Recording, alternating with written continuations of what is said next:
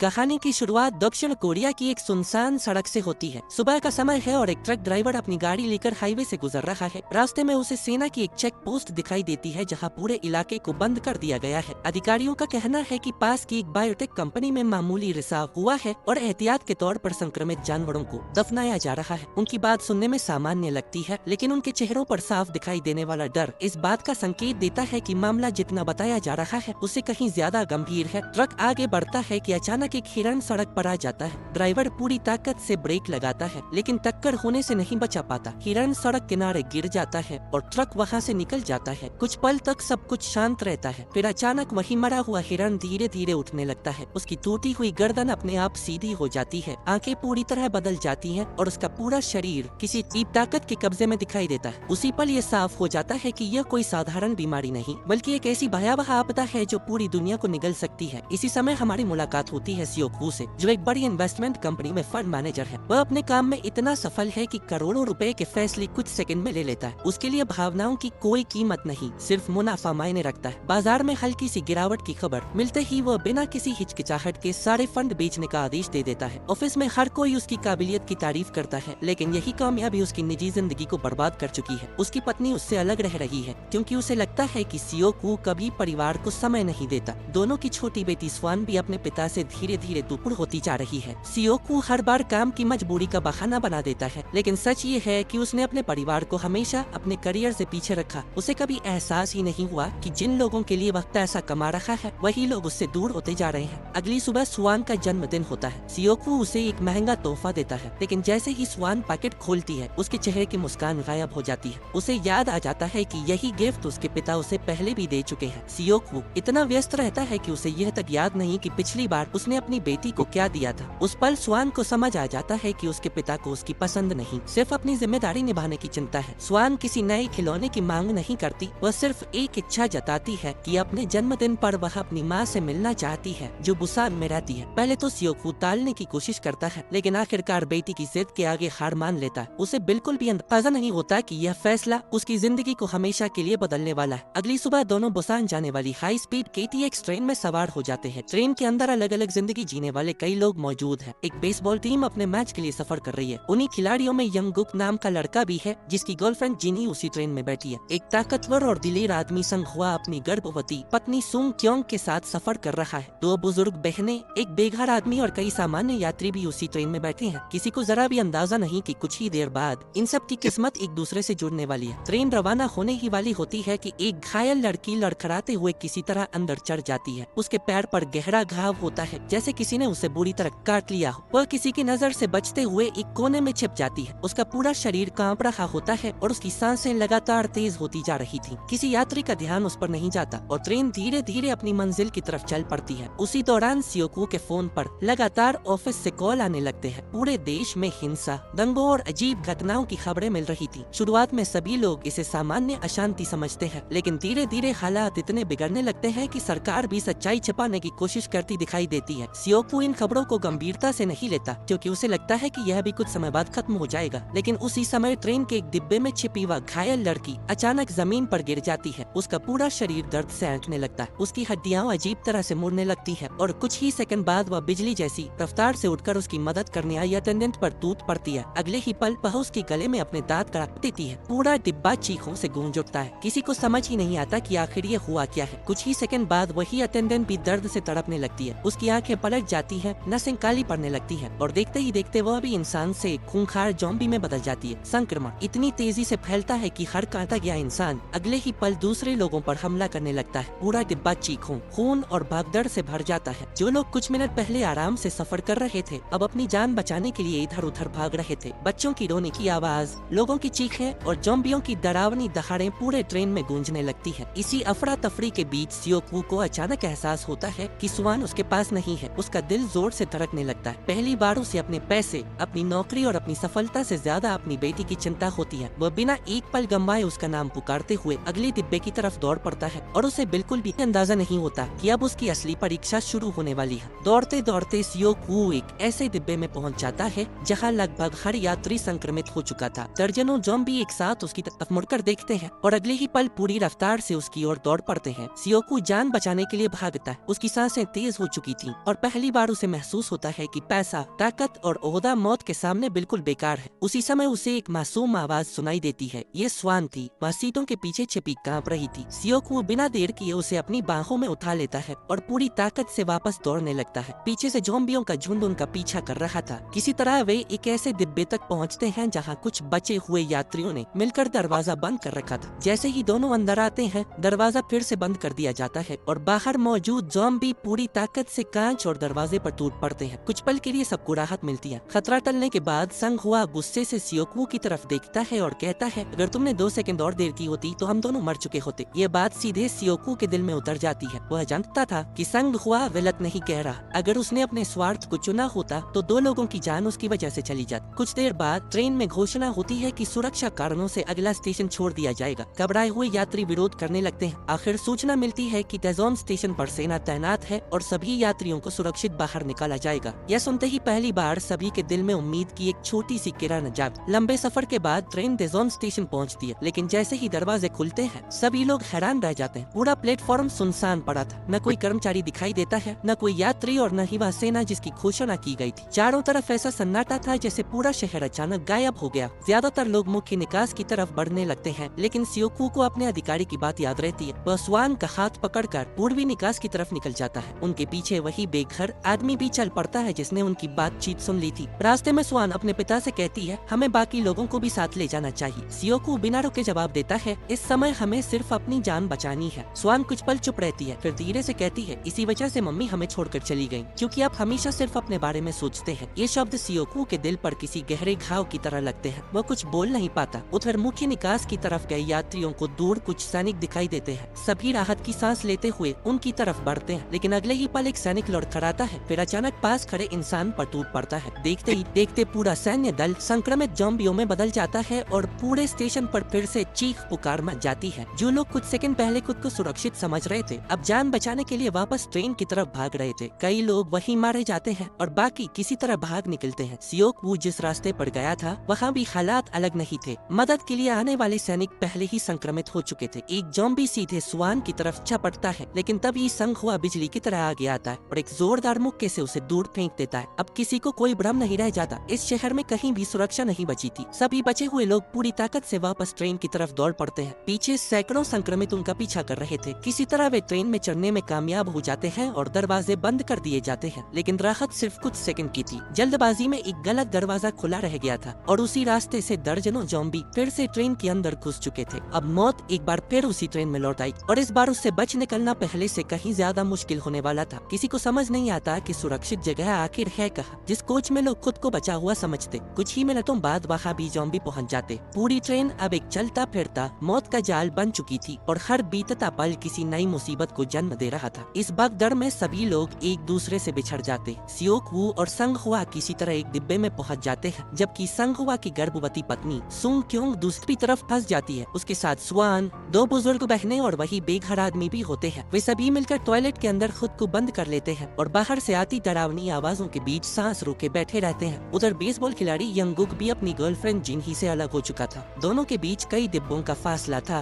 और उन सभी डिब्बों में भूखे ज़ॉम्बियों का झुंड भरा हुआ था। कोई किसी तक नहीं पहुंच सकता थी। उसी दौरान स्वार्थी बिजनेसमैन यंगशुक बार बार ट्रेन स्टाफ पर दबाव डाल रहा था कि किसी भी हालत में ट्रेन मत रोको। उसे पीछे छूटे लोगों से कोई मतलब नहीं था। उसके लिए सिर्फ उसकी अपनी जान मायने रखती थी। दूसरी तरफ जिनही लगातार विनती कर रही थी कि कुछ सेकंड इंतजार कर लिया जाए, क्योंकि उसके दोस्त अभी भी बाहर फंसे हुए हैं। मगर डर और स्वार्थ ने इंसानियत को दबा दिया था। यंगुक तुरंत अपनी गर्लफ्रेंड को फोन करता है और कांपती आवाज में बताता है कि वे जिंदा है, लेकिन बहुत दूर फंसे हुए हैं। उसी समय संग हुआ अपनी पत्नी को कॉल करता है। फोन स्वान उठाती है और बताती है कि वे लोग कोच नंबर 13 के टॉयलेट में छिपे हुए हैं। संग हुआ तुरंत समझ जाता है कि वे खुद कोच नंबर 9 में हैं, यानी उनके और उनके परिवार के बीच 4 पूरे डिब्बे थे और उन चारों डिब्बों में मौत उनका इंतजार कर रही। कुछ पल तक तीनों चुप रहते हैं। कोई भी यह जोखिम उठाना नहीं चाहता, लेकिन अगले ही पल संग हुआ अपनी मुट्ठियां भींच कर कहता है, अगर हम यहीं बैठे रहे तो हमारे अपने लोग कभी वापस नहीं मिलेंगे। सियोकू उसकी तरफ देखता है और पहली बार बिना किसी बहस के सिर हिला देता है। तीनों अपने हाथों पर कपड़ा कसकर बांधते हैं, जैकेट को ढाल की तरह इस्तेमाल करने की तैयारी करते हैं और धीरे धीरे अगले डिब्बे का दरवाजा खोलते हैं। जैसे ही दरवाजा खुलता है, दर्जनों ज़ॉम्बियों की गर्दन एक साथ उनकी तरफ घूम जाती है। अगले ही पल पूरा झुंड उन पर टूट पड़ता है। सबसे आगे संग हुआ खड़ा था। उसकी ताकत किसी दीवार पहाड़ की तरह जॉम्बियों के सामने खड़ी हो जाती है। वह एक साथ कई संक्रमितों को पीछे धकेल देता है और बाकी को रास्ते से हटाते हुए आगे बढ़ता जाता है। उसके पीछे सियोक वू और सबसे पीछे यंगुक तेजी से सीटों के बीच रास्ता बनाते हुए निकलते हैं। पहला डिब्बा किसी तरह पार हो जाता है, लेकिन अगले डिब्बे में पहुंचते ही यंगुक के कदम रुक जाते हैं। उसके सामने उसकी पूरी बेसबॉल टीम खड़ी थी। जो दोस्त कुछ घंटे पहले उसके साथ हंस रहे थे, अब वही खून से भरी आंखों के साथ उसकी तरफ दौड़ रहे थे। उसके हाथ कांपने लगते। वह अपने दोस्तों पर हमला नहीं कर पाता, लेकिन जॉम्बियों को अब दोस्ती याद नहीं थी। यंगुक भारी मन से अपने ही दोस्तों को धक्का देता है और किसी तरह आगे बढ़ता है। उसके चेहरे पर दर्द साफ दिखाई दे रहा था, लेकिन अब रुकना मौत को गले लगाने जैसा था। तभी ट्रेन एक लंबी सुरंग में प्रवेश करती है। पूरा डिब्बा अचानक अंधेरे में डूब जाता। उसी पल एक अजीब बात होती है, ज़ॉम्बी अचानक रुक जाते। वे हाथ तो चला रहे थे, लेकिन अंधेरे में उन्हें कुछ दिखाई नहीं दे रहा था। सियोकू तुरंत समझ जाता है कि ये संक्रमित रोशनी पर निर्भर है। अंधेरे में वे सिर्फ आवाज के सहारे हमला कर सकते हैं। तीनों बिना आवाज के धीरे धीरे सीटों के बीच से निकलने लगते हैं। पूरे डिब्बे में सिर्फ ट्रेन की आवाज और ज़ॉम्बियों की डरावनी सांसें सुनाई दे रही थी। अगर किसी से जरा सी भी गलती हो जाती तो पूरा झुंड उन पर टूट पड़ता। सुरंग खत्म होने से कुछ सेकंड पहले वे अगला डिब्बा पार कर लेते हैं। जैसे ही रोशनी वापस आती है, तीनों राहत की सांस लेते हैं, लेकिन अभी 2 डिब्बे और बाकी थे। अब सामने सबसे मुश्किल रास्ता था, क्योंकि अगली सुरंग अभी बहुत दूर थी। सियोकू तेजी से सोचता है, तभी उसकी नजर मोबाइल पर जाती है। वह स्वान का फोन निकालकर ज़ॉम्बियों के बीच फेंक देता है और अपने मोबाइल से उस पर कॉल लगा देता है। पूरे डिब्बे में घंटी बजने लगती है। एक ही पल में सभी ज़ॉम्बी उस आवाज की तरफ दौड़ पड़ते हैं। यही मौका था। तीनों बिना समय गंवाए दूसरी तरफ से निकल जाते हैं और एक और डिब्बा पार कर लेते। खोलने में सफल हो जाता है। जैसे ही दरवाजा तक खुलता है, सियोकू और यंगुक तुरंत अंदर घुस जाते हैं, लेकिन संगवा बाहर ही रह जाता है। वह एक पल के लिए पीछे मुड़कर अपनी गर्भवती पत्नी को देखता है। उसकी आंखों में डर नहीं था, उनमें सिर्फ अपने परिवार के लिए प्यार था। वह हल्की सी मुस्कान के साथ सियोकू की तरफ देखता है और कहता है, मेरी पत्नी और मेरे होने वाले बच्चे का ख्याल रखना। इतना कहकर वह आखिरी बार पूरी ताकत से ज़ॉम्बियों को रोकने लगता है, लेकिन उनकी संख्या बहुत ज्यादा थी। कुछ ही सेकंड बाद दर्जनों संक्रमित एक साथ उस पर टूट पड़ते हैं। संगवा वहीं अपनी जान कुर्बान कर देता है ताकि बाकी सभी लोग जिंदा रह सकें। संगवा के बलिदान के कुछ ही पल बाद यंगशुक फिर झाड़ू उगलना शुरू कर देता है। वह बाकी यात्रियों से कहता है, ये लोग संक्रमित डिब्बों से आए हैं, इन्हें हमारे साथ नहीं रहने देना चाहिए। अगर इनमें से कोई भी संक्रमित हुआ तो हम सब मर जाएंगे। सियोकू शांत रहने की कोशिश करता है। वह समझाता है कि अगर वे संक्रमित होते तो अब तक बदल चुके होते, लेकिन डर से भरे लोग उसकी एक भी बात सुनने को तैयार नहीं होते। कुछ ही पलों में फैसला हो जाता है, दूसरे डिब्बे में भेज दिया जाता है। दरवाजा उनके मुंह पर बंद कर दिया जाता है। अंदर बैठे लोग राहत की सांस लेते हैं। उन्हें लगता है कि उन्होंने खुद को सुरक्षित कर लिया है, लेकिन उन्हें ये नहीं पता था कि सबसे बड़ा खतरा ज़ॉम्बी नहीं बल्कि उनका अपना स्वार्थ था। दूसरे डिब्बे में गहरा सन्नाटा पसरा हुआ था। सुंग क्योंग अपने पति को याद करके लगातार रो रही थी। यंग गुक जिन्ही का हाथ पकड़कर उसे संभालने की कोशिश कर रहा था। सियोकू चुपचाप बैठा अपनी बेटी को देख रहा था। उसे पहली बार एहसास हो रहा था कि दुनिया का कोई भी पैसा उस इंसान को वापस नहीं ला सकता जिसने उसकी बेटी की जान बचाने के लिए अपनी जिंदगी दे दी। यही वह पल था जब सियोकू के अंदर का स्वार्थी इंसान मरना शुरू हो चुका था। उसी समय दोनों बुजुर्ग बहनों में से एक अपनी बहन की मौत का दर्द सह नहीं पाती। वह धीरे धीरे उठती है और उस कांच के दरवाजे के सामने जाकर खड़ी हो जाती है जिसके पीछे वही लोग बैठे थे जिन्होंने दूसरों को मरने के लिए छोड़ दिया था। वह आंसू से भरी आंखों से उन्हें देखती है और धीमी आवाज में कहती है, तुम लोग उनसे अलग नहीं हो। इतना कहकर वह अपने हाथों से दरवाजा खोल देती है। अगले ही सेकंड सैकड़ों ज़ॉम्बी बिजली की रफ्तार से उस डिब्बे में घुस पड़ते हैं। जो लोग कुछ मिनट पहले खुद को सबसे सुरक्षित समझ रहे थे, अब वही अपनी जान बचाने के लिए चीख रहे थे। पूरा डिब्बा खून, चीखों और अफरा तफरी से भर जाता है। यंगशुक किसी तरह भाग निकलता है, लेकिन उसके पीछे लगभग हर यात्री मौत का शिकार हो जाता है। ट्रेन अपनी पूरी रफ्तार से आगे बढ़ती रहती है। फिर अचानक एक भयानक झटका लगता है। ब्रेक इतनी जोर से लगते हैं कि सभी लोग अपनी सीटों से नीचे गिर पड़ते हैं। जब वे खिड़की से बाहर देखते हैं तो उनके पैरों तले जमीन खिसक जाती है। आगे रेलवे ट्रैक पर कई ट्रेनें एक दूसरे से टकराकर बुरी तरह बिखर चुकी थी। पूरा रास्ता बंद था। अब अगर उसे पहुंचना था तो उन्हें उस मौत के मलबे के बीच से होकर दूसरी ट्रेन तक पहुंचना होगी। टिकट पर ड्राइवर की घबराई हुई आवाज सुनाई देती है। वो बताता है कि आगे का रास्ता पूरी तरह बंद हो चुका है। अगर कोई जिंदा बचना चाहता है तो उसे सबसे बाईं तरफ खड़ी दूसरी ट्रेन तक पहुंचना होगा। वही ट्रेन बुसान तक जाने की आखिरी उम्मीद है। यह सुनते ही सियोकू बिना समय गंवाए स्वान का हाथ कसकर पकड़ लेता है। सुंग क्योंग अपने भारी कदमों के बावजूद उनके साथ चल पड़ती है। यंगुक और जिन्ही भी उनके पीछे हो लेते हैं। अब उनके सामने सिर्फ एक ही रास्ता था, मौत के बीच से होकर गुजरना है। भागते भागते वे एक ऐसी जगह पहुंचते हैं जहां ऊपर एक पूरी ट्रेन का डिब्बा तिरछा लटका हुआ था। उसी समय वह धीरे धीरे खिसकने लगता है। सभी के चेहरे का रंग उड़ जाता है। अगर वह डिब्बा नीचे गिर गया तो वे उसके नीचे दब जाएंगे और अगर रुक गए तो पीछे से आते ज़ॉम्बी उन्हें जिंदा नहीं छोड़ेंगे। सियोकू बिना सोचे सबको दूसरी तरफ से निकलने का इशारा करते। तभी सामने एक टूटे हुए डिब्बे का दरवाजा अचानक खुलता है। अंदर से कई ज़ॉम्बी एक साथ बाहर निकल आते हैं और उनका रास्ता रोक लेते थे। उसी समय दूसरी दिशा से यंगशुक भागता हुआ दिखाई देता है। वह किसी तरह ज़ॉम्बियों से बचते हुए उसी रास्ते तक पहुंच चुका था। वह जोर जोर से मदद के लिए चिल्लाता है। पास खड़ा ट्रेन का कप्तान उसे बचाने के लिए आगे बढ़ता है, लेकिन अपनी जान बचाने के लिए यंगशुक वही करता है जिसकी कोई कल्पना भी नहीं कर सकता। वह कप्तान को जोर से ज़ॉम्बियों की तरफ धक्का दे देता है। बेचारा कप्तान कुछ समझ भी नहीं पाता कि दर्जनों संक्रमित उस पर टूट पड़ते हैं। बेघर आदमी अकेला ही ज़ॉम्बियों के सामने खड़ा हो जाता है। कुछ सेकंड तक वह पूरी ताकत से उन्हें रोकने की कोशिश करता है। इसी बीच सियोकू, स्वान, सुंग क्योंग, यंग गुक और जिन ही सुरक्षित आगे निकल जाते हैं। अगले ही पल सैकड़ों ज़ॉम्बी उस बेघर आदमी पर टूट पड़ते हैं। अब सामने से एक आखिरी उम्मीद बची थी। दूर पटरियों पर खड़ी वह ट्रेन जो शायद उन्हें बुसान तक पहुंचा सकती। आखिरी ट्रेन तक पहुंच जाते हैं। यंगशुक सबसे पहले इंजन वाले डिब्बे तक पहुंच चुका था। यंगशुक आधा ज़ॉम्बी बन चुका था। उसके भीतर बची हुई आखिरी इंसानियत भी खत्म हो चुकी थी। वह पागलों की तरह सियोकू पर झपट पड़ता। दोनों के बीच भयानक संघर्ष शुरू हो जाता है। तेज रफ्तार से दौड़ती ट्रेन, इंजन के भीतर जिंदगी और मौत की आखिरी लड़ाई और बाहर हर पल मौत का खतरा। सियोकू पूरी ताकत से यंगशुक को रोकने की कोशिश करता है। कई बार वह उसे पीछे धकेल देता है, लेकिन संक्रमण ने यंगशुक को पहले से कहीं ज्यादा खतरनाक बना दिया था। संघर्ष के दौरान यंगशुक अचानक सियोकू के हाथ पर अपने दांत गड़ा देता है। सियोकू दर्द से चीख उठता है। वह अपने हाथ की तरफ देखता है जहाँ से खून बह रहा था। उसे उसी पल समझ आ जाता है अब उसके पास ज्यादा समय नहीं बचा। जिस वायरस से वह पूरी यात्रा में लड़ता रहा, अब वही उसके शरीर के अंदर पहुंच चुका था। लेकिन वह घबराता नहीं। अपनी बची हुई पूरी ताकत लगाकर वह यंगशुक को इंजन से बाहर धक्का देता है। यंगशुक चलती ट्रेन से नीचे गिर जाता है। उसके साथ ही पूरी कहानी का सबसे स्वार्थी इंसान हमेशा के लिए खत्म हो जाता है। लेकिन सियोकू जानता था असली लड़ाई अभी बाकी रही। फिर वह स्वान और सुंग क्योंग को अपने पास बुलाता है। उसकी आवाज अब पहले जैसी नहीं रही थी। वह बेहद शांत हो चुकी थी, जैसे कोई इंसान अपना आखिरी फैसला कर चुका हो। वह दोनों को इंजन के सभी जरूरी लीवर दिखाता है। ब्रेक कैसे लगाना है, स्पीड कैसे संभालनी है और बुसान पहुँचने तक किस तरह इंजन का दरवाजा बंद रखना है, वह सब धीरे धीरे समझाता है। स्वान कुछ भी नहीं समझ रही थी। वो सिर्फ अपने पिता का चेहरा देख रही थी।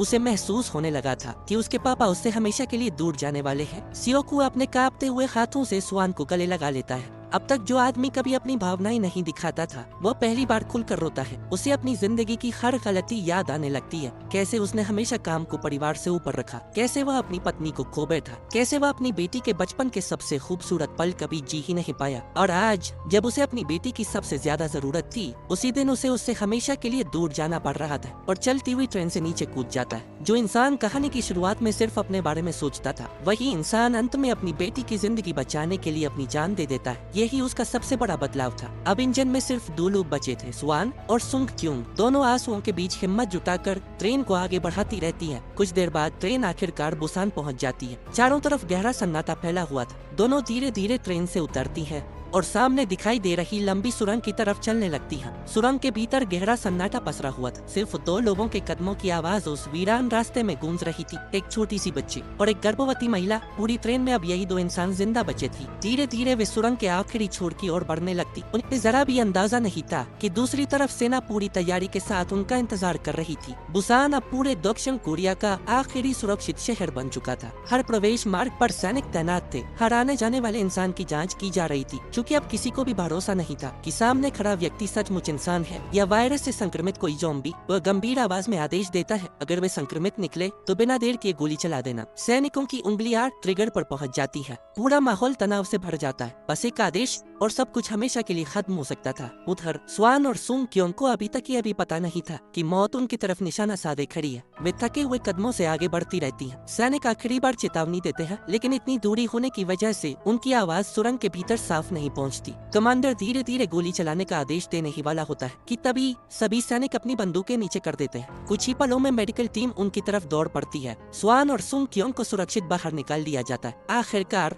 इतनी लंबी, इतनी दर्दनाक और इतनी भयावह यात्रा के बाद दो जिंदगियां बच जाती। एक जिसने अपने पिता को एक स्वार्थी इंसान से सच्चा पिता बनते देखा, और दूसरी उस अजन्मे बच्चे की जिसने इस दुनिया में आने से पहले ही इंसानियत की सबसे बड़ी कुर्बानियां देख ली। यही सफर का अंत होता है, लेकिन कहानी का असली संदेश यहीं से शुरू होता है। ये सिर्फ ज़ॉम्बियों से बचने की कहानी नहीं थी, ये इंसानियत और स्वार्थ की लड़ाई थी। संगहुआ ने अपनी जान देकर दूसरों को बचाया। उस बेघर आदमी ने बिना किसी उम्मीद के अपनी कुर्बानी दे दी। सियोकू ने अपनी बेटी की जिंदगी बचाने के लिए खुद अपनी जान दे दी, और दूसरी तरफ यंगशुक आखिरी सांस तक सिर्फ अपने बारे में सोचता रहा। यही वजह है कि ट्रेन टू बुसान सिर्फ एक ज़ॉम्बी फिल्म नहीं है और इंसानियत की ऐसी कहानी है जो खत्म होने के बाद भी लंबे समय तक दिल में जिंदा रहती है। अगर आपको भी ये कहानी दिल को छू गई तो वीडियो को लाइक जरूर करें, चैनल को सब्सक्राइब करें और कमेंट में बताइए इस पूरी फिल्म का कौन सा सीन आपको सबसे ज्यादा भावुक कर गया। ऐसी ही शानदार और दिल छू लेने वाली मूवी एक्सप्लेनेशन के साथ हम फिर मिलेंगे। तब तक अपना ख्याल रखिए। धन्यवाद।